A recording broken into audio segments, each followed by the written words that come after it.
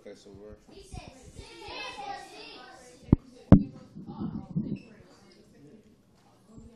Hey, it's Jordan with the Young Turks, TYT Politics, still here in St. Louis. Last night we were covering ongoing protests. It's now been a month since former officer Jason Stockley was acquitted, found not guilty, for another murder, this time in 2011, of an unarmed black man named Anthony Lamar Smith. Ty and I have been covering protests now. This is our second week here, and I'm here with one of the protesters you've been pretty much at. Most of the ones I've been at, you were also in my jail cell, so big ups there. Tori. And we're actually at the Wesley House, which is a community center here, North St. Louis, and they have once a month kind of like a breakfast for the children and parents and everything. So that's where we're speaking. But I wanted to talk to you. You know, not just what's going on now, but a lot of the history here, and oppression, violence, brutality, poverty, the whole nine. First, let me ask you, now that we're kind of at 30 days since the acquittal, what do you think in terms of the progress you guys have been making? Obviously, the state's paying attention, and I think the national media is starting slowly but surely. Yeah. I mean, we set out to do what we wanted to do. Ferguson, it really started off quickly to go national. And so local infrastructure, local capacity wasn't building. So this time we wanted to be strategic and build up local organizers and protesters and activists. And I think 30 days in, we're seeing the impact. So the governor's speaking out. He's angry. The city's lost somewhere around $15 million and almost $3 million in unnecessary overtime. We have a lot of misconduct. And incidents reports being reported by protesters and civilians. And so the dialogue around that the police is not a sufficient public safety enforcement association is the beginning of it. And so now we're looking 30 days towards, 45 days to the end of the year to really get more strategic, hit harder, and really make some real noise now. And Let's step outside. okay. Yeah. We're moving outside so we can get a better connection. As we do, kind of keep it guerrilla reporting here. So, how you doing? There she is. It's a nice hot day here in St. Louis. How about now? So, it's funny. Yeah, the governor had said that if he was governor during Ferguson, it would have been shut down in 2 days.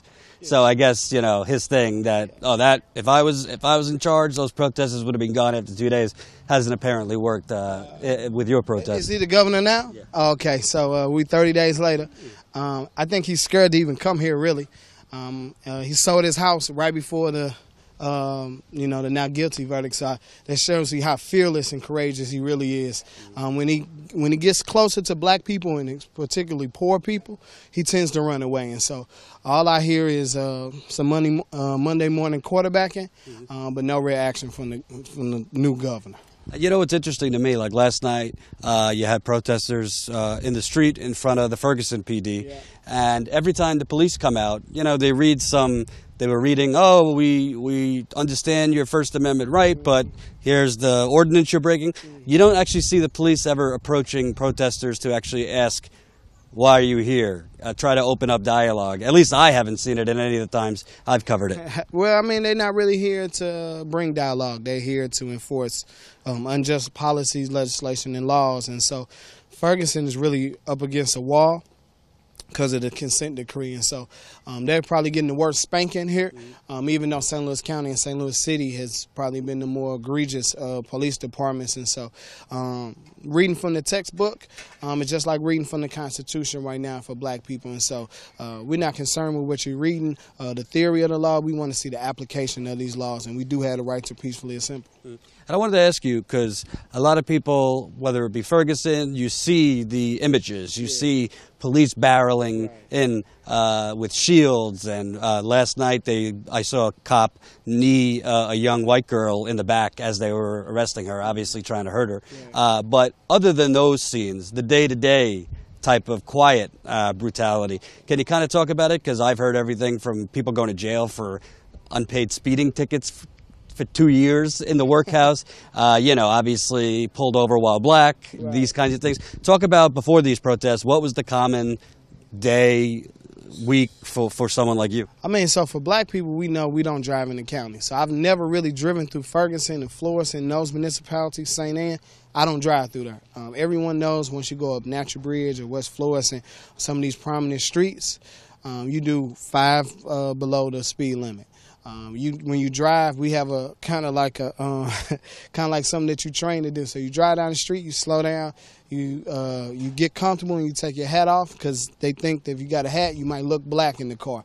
And so we do everything to not look black while we driving, and most really just stay out the hell out of the county because we know once you go there, like when we were arrested, they were holding me on $25,000 bond for a 12-year-old parking driving ticket. So I mean, this is what they do in St. Louis. And also, like I said, be careful about jail and journalists because you see things.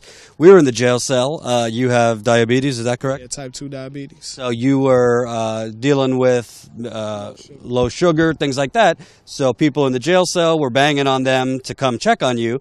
I saw them standing in that, they opened the door and then looked at you for like 2.5 minutes as you're on the floor. I mean, for all they know, you're in diabetic shock. Yeah, I mean, they don't really care. I mean, I think that's the apparatus of the state. I mean, once they get a uniform, they become different people. Even though we know that the correctional facility and the officers get paid the lowest, really, out of all the public safety officers in the city of St. Louis. These black people are the same black people, and because it's not just white people, they live right here in this community. And so it's something that happens to people when they put on a badge, when they don't have any accountability or transparency. And we saw it.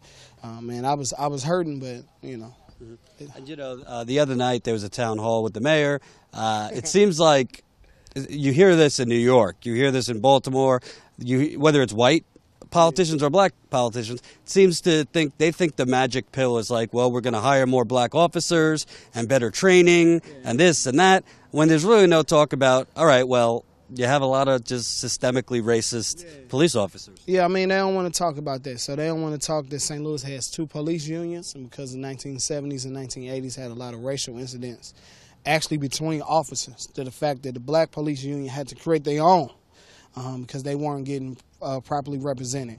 Promotions, not only in the police department, but historically everyone knows that the fire department is probably the most racist institution in St. Louis and in the country. So you can go to like, I think it's Firehouse 7 everywhere. You're going to have an Italian kind of set. And so you have these places where black people just know they're not going to become fire department chiefs or captains or anything. And so they don't want to talk about that, nor do they want to talk about how they enforce housing or how some of these corner stores sell up and sell drugs out of here, and they're not black corner stores. And so they allow this for other communities, other race and nationalities, but for poor black working class people, all they have is a hammer and we just nails.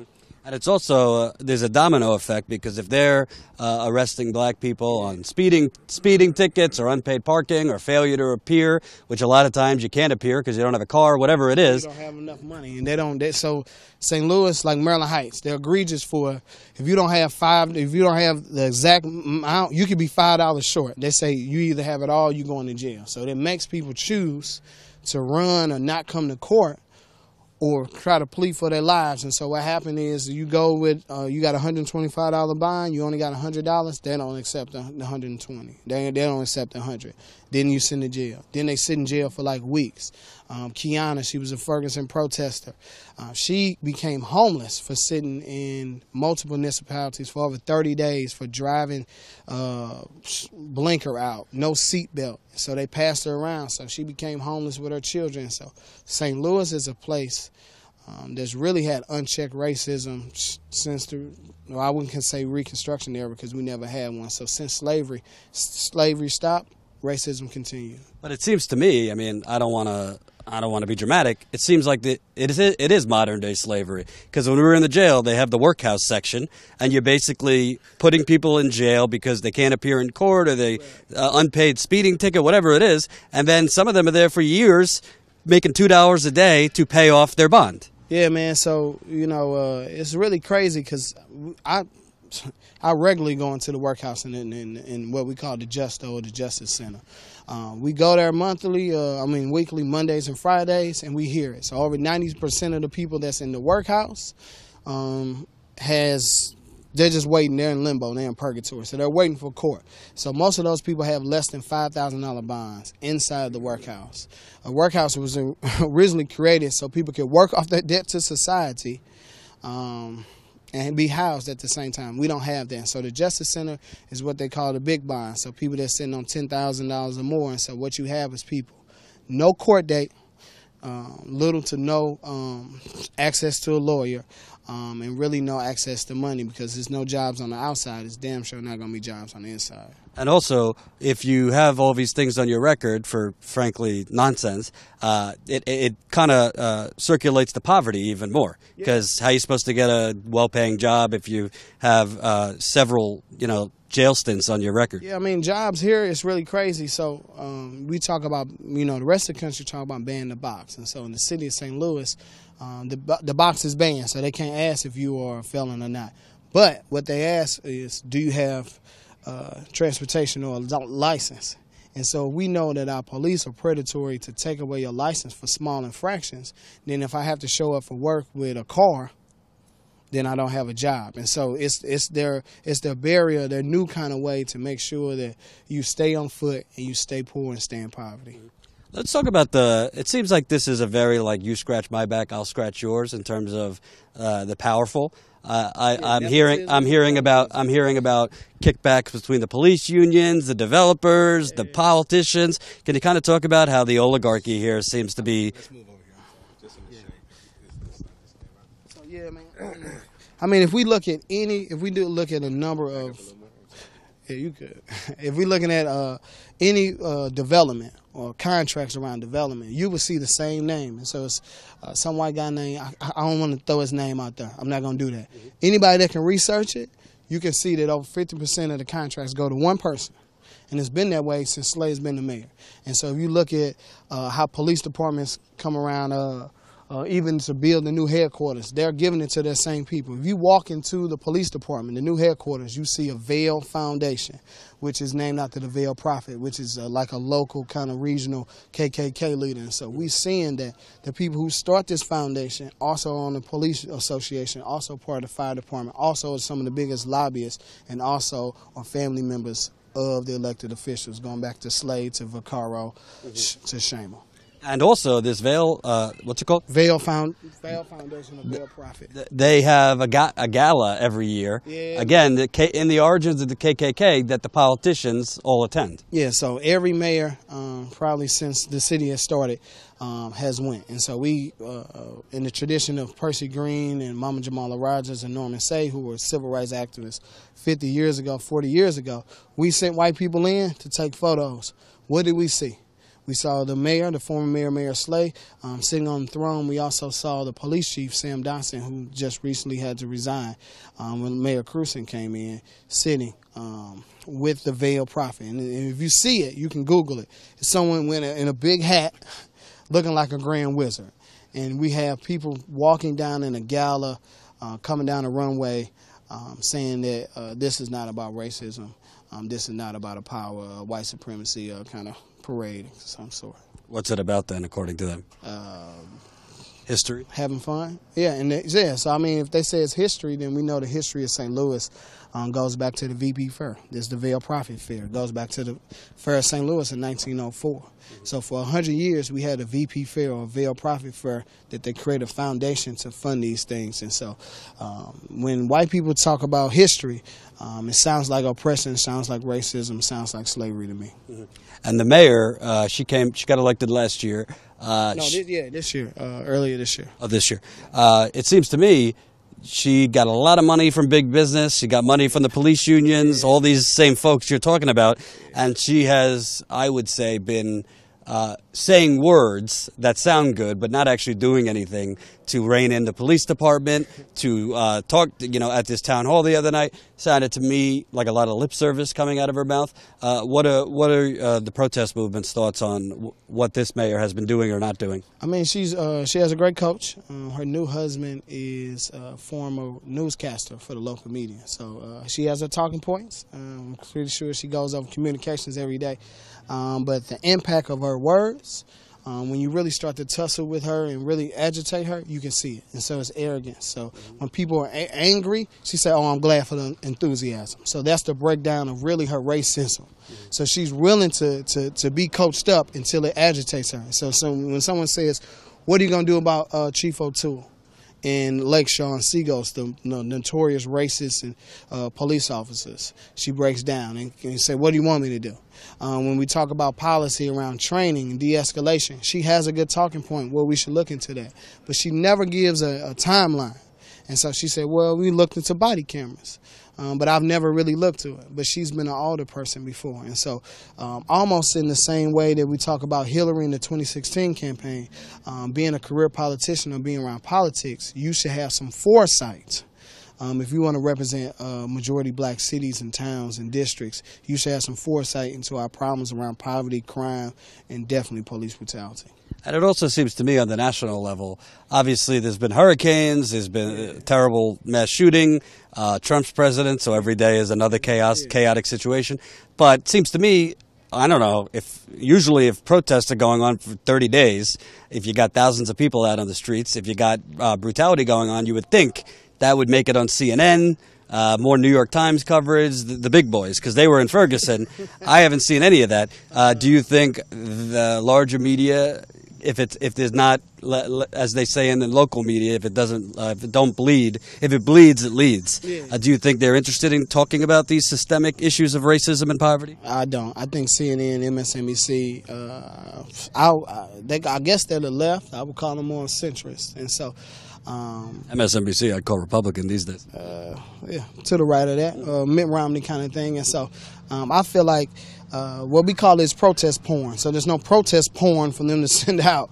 And so they can't have black folk getting beat up, people getting dragged and hogtied. It's not enough of that. It's strategic actions, people hopping out of cars, blocking highways, walking down freeways, banner drops in baseball games. It's more strategic. It's not as sexy with the real brutality, and so they shy away from it. It's almost like a Selma kind of moment. And so if there's no Bloody Sunday, no one talks about the voter registration and the freedom schools that happened in Loudoun counties before, but all you get is Bloody Sunday. You don't get the George Carver, Washingtons, and all those project buildings and all those meetings that happen before the boycotts and boycotts that happen. So right now we're building that. Hopefully the local media or the national media comes. If not, we're still going to build a movement, and St. Louis is still going to be our Selma. That's one thing that should be stressed, because it's not just a coordinated protest. You guys have been knocking on doors for voter registration, making sure former convicts know their rights and know that they could vote, doing community outreach. So it's like you said, it's not sexy, but it's actually strategic. Yeah, and so, I feel like the movement as a whole, the movement for Black Lives, what we need is people to start as activists and protesters, and that's a good entry point. But we need more community organizers, so people that's willing to do this long, unsexy work. And so having civic engagement at a free breakfast program with youth and their parents can drive people to run for office. Also have people register to vote and actually vote and participate in democracy. Some people out of these programs have actually ran for school board, actually finished their degrees. And so some of these things that are not the sexy things, not tens of thousands of people walking in the street, actually gets real change. And we actually have a Ferguson protester that actually represents this district in John Collins Muhammad. And so we have to have that kind of change inside the system and out. You're interesting. You haven't just been with Black Lives Matter here. You've been in other states. You've even been in other countries. So you've kind of seen the world. Talk about what should people know about St. Louis that's different than, when we think Baltimore or we think Ferguson or Cleveland or a lot of these places that have systemic racism. What makes St. Louis even more, whatever the word would be, tedious, egregious? Unchecked. I would say unchecked. And so I would say that we really never had a civil rights movement. We never had a Reconstruction era. And so imagine a slave state never having a Reconstruction era. No one came to burn down the plantations. And so less than a mile, quarter of a mile from here, we have a large park in the blackest part of the city named after a slave owner. To the fact that we tried to change the name of it, and there are black elected officials who won't even understand why we don't need a John O'Fallon named after O'Fallon Park. And so we have black people who are willing to sell out.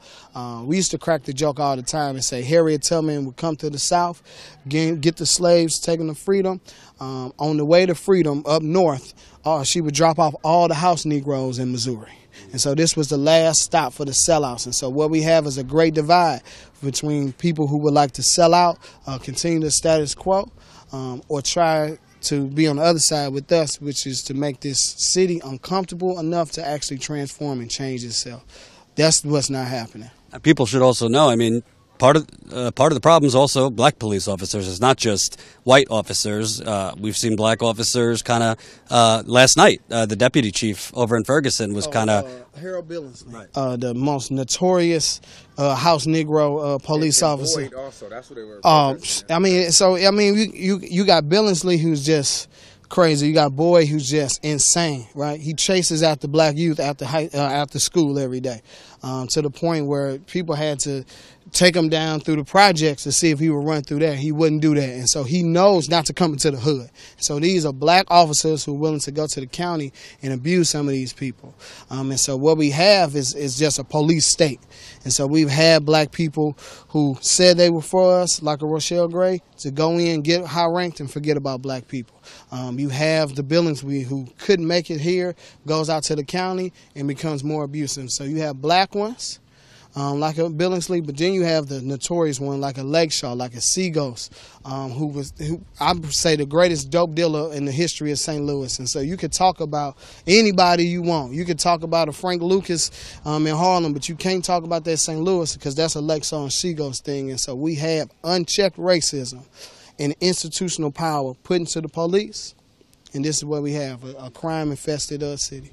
And you look outside of St. Louis, too, in Missouri, is frankly pretty racist. I mean, got the history. This was I believe it was a Union state, but technically part of the Confederacy anyway. Right. So it's kind of like North Dakota. When I was there, when I was in North Dakota, you got one area with protesters and progressiveness, and then the rest of it is just like they're still kind of stuck in the 1940s and 50s. I mean, so we got to understand that Missouri as a whole has two black cities, St. Louis and Kansas City. They're the blackest cities with over 50% of black population. They also make up over 70% of the state's GDP. So we are the economic engines, the blackest cities.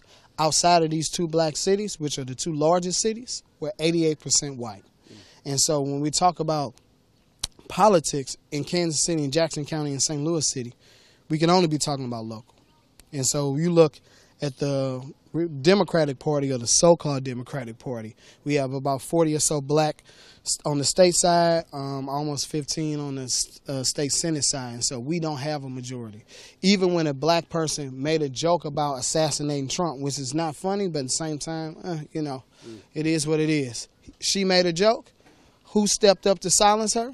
Gina Walsh, a Democrat in a black district. And so what you have is a facade of what a Democrat or the left is. And so we have no real power outside of the city. And so I think black people in Kansas City and St. Louis, if you look at a Jackson, Mississippi, down to our counterparts in the South and Birmingham, that you in a black city must control your local politics. You have to move it to the left, and you have to move it in a powerful way to have real change. Outside of these cities, outside of Birmingham and Jackson and Mississippi, Alabama, and Missouri, you have majority white people. You have Democrats who are really moderates.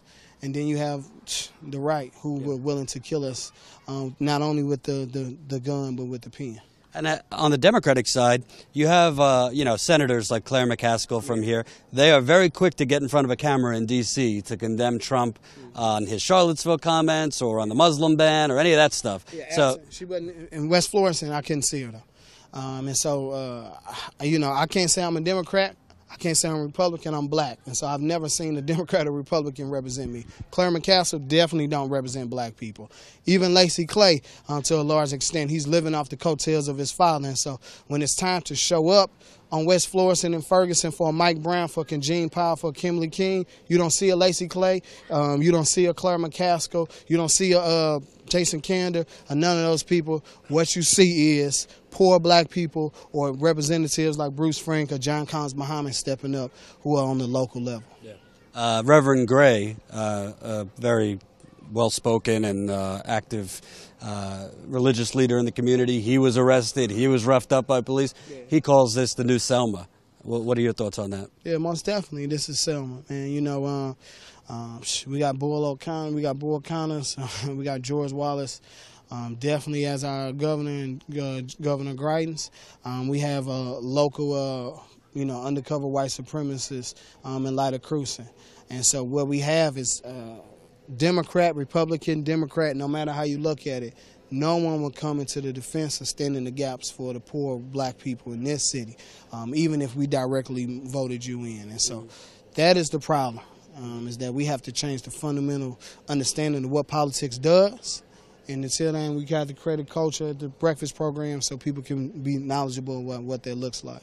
You seeing enough support from white people? Because I've seen a lot of white people out at the protests. I certainly see in the comments and people sharing. What more can white people do? Because I've been all over covering Black Lives Matter, New York, Baltimore, elsewhere, and leaders in the movement say white people need to step up too. Yeah, but I think that white people work has to be both and. So you can protest and march, and that's one part of it. But we have to look at the social economic impacts of it. And so if the white person who works at Purina can protest and march but can't have that conversation at Purina or Nestle, then we're going to have a problem.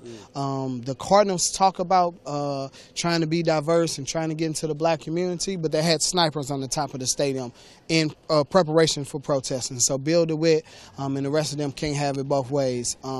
You know, we can talk about Augusta Bush and his Anheuser-Busch and their family. Where are the Bush family? Where is the DeWitts and the Cardinals? Where are the Purinas and the Shipworks? And Monsanto is here, one of the largest corporations in the world. They're silent. And so what does that mean to have corporations silent, white people who run it silent, but your workers, a small few, are actually standing up?